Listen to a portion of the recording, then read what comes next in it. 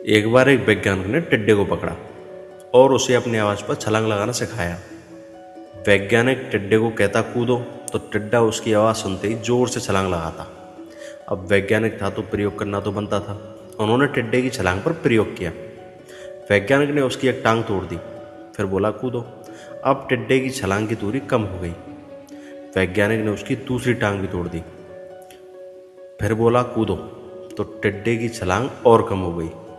अब उसकी तीसरी टांग तोड़ी गई और उससे बोला कूदो, तो उसकी दूरी पहले से और भी कम हो गई। एक एक करके बेचारे टिड्डे की सारी टांगें तोड़ दी।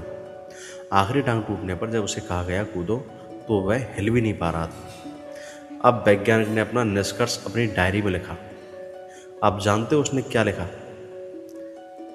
जब टिड्डे की पहली टांग तोड़ी गई तो वह थोड़ा बहरा हो गया।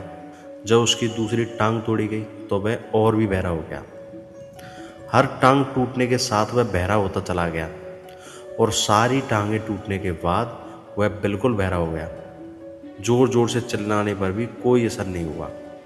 वह तो अपनी जगह से हिल तक नहीं पा रहा था। छलांग लगाना तो दूर की बात थी। इस कहानी को सुनकर सभी लोगों को ऐसा लग रहा है ना कि क्या मूर्ख वैज्ञानिक था। इतनी सी बात उसके समझ नहीं आई, या कुछ लोग यह सोच रहे होंगे कि यह तो किसी बच्चे को भी पता है कि टिड्डे की छलांग उसकी टांग टूटने की वजह से कम हुई, ना कि बहरा हो गया था। पर दोस्तों, हम सभी जीवन में कई बार ऐसे ही मूर्ख बन जाते हैं। कई बार जीवन में दो घटनाएं एक साथ घटित होती हैं, उनका एक दूसरे से कोई संबंध नहीं होता, फिर भी ऐसा लगता है कि गहरा संबंध है। कभी कभी दिखता कुछ और है और हमें समझ कुछ और आता है, वास्तव में होता कुछ और है। इसलिए अगर पछताना नहीं है तो जीवन में जल्दबाजी में निर्णय ना लें। हमेशा सोच समझकर सावधानी बरतें और नतीजे को सोच विचार कर ही निकालें। दोस्तों, आपको ये छोटी सी कहानी और उसकी छोटी सी सीख कैसी लगी हमें कमेंट करके ज़रूर बताएं। आपका बहुत बहुत धन्यवाद और हमारे चैनल को सब्सक्राइब ज़रूर करें।